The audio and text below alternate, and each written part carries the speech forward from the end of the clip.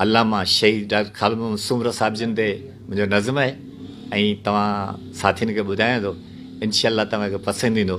हुए तो गुल गोहर गाज़ी, हुए तो गुल गोहर गाज़ी, खटे ख़ालिद ऐं बाज़ी, न कंहिंखां तूं ॾिने डॉक्टर ऐं हया निर्वार तो नारा अल्लाह अकबर तो फरमायो ॿुधी छॾियो लिखी छॾियो आहियां आऊं मोहम्मद मीर जो नौकर, अरबी अमीर जो नौकर।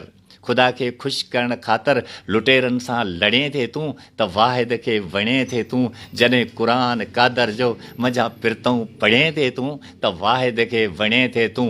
हीअं हुबकार तुंहिंजी आहे हुजी ॼण गुल गुलाबनि में, झुकाइण कंध बचाइण सिर, न पढ़ियो तो हो निसाबनि में, रखी पंहिंजो तिरीअ ते सिर, तो फरमायो ॿुधी छॾियो लिखी छॾियो आहियां आऊं मोहम्मद मीर जो नौकर, अरबी अमीर जो नौकर। लिखिया तो लफ़्ज़ लाखीणा ॿुधां तक़रीर तुंहिंजी तो, लिखिया तो लफ़्ज़ लाखीणा ॿुधां तक़रीर तुंहिंजी तो, पढ़ां तहरीर तुंहिंजी तो, ॿुधां तक़रीर तुंहिंजी तो, ॾिसां तस्वीर तुंहिंजी तो, ॿुधां तक़रीर तुंहिंजी तो। तो सरदारनि खे ललकारियो, तो भोतारनि खे ललकारियो, तो गद्दारनि खे ललकारियो, इहा गवाही आहे घटी घर तो फरमायो ॿुधी छॾियो लिखी छॾियो आहियां आऊं मोहम्मद मीर जो नौकर, अरबी अमीर जो नौकर।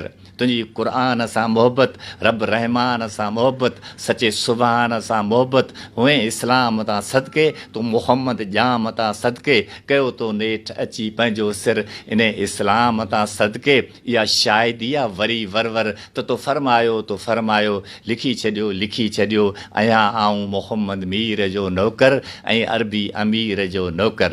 नज़म तो ते गज़ल तो ते लिखां छा सोलंगी यूसुफ, सादत सूमराइड़ी ॾे परवर थो प्यारनि खे, अजब अंदाज़ तुंहिंजो हो, अलॻि आवाज़ तुंहिंजो हो, खिताबत सूमराइड़ी ॾे परवर थो प्यारनि खे। फजर में थियो फज़ल रब जो, रुकू में तूं सजदे में तूं फज़ल में थियो फजर रब जो, उमर वांगे अलीअ वांगुरु, शहादत सूमराइड़ी ॾे परवर थो प्यारनि खे। ॻणण खां वा मथे माण्हू तुंहिंजे जानी जनाज़े में, जमायत बि सूमराइड़ी ॾे इहो परवर थो प्यारनि खे। इहा गवाही आहे घटी घर तो फरमायो ॿुधी छॾियो लिखी छॾियो आहियां आऊं मोहम्मद मीर जो नौकर, अरबी अमीर जो नौकर।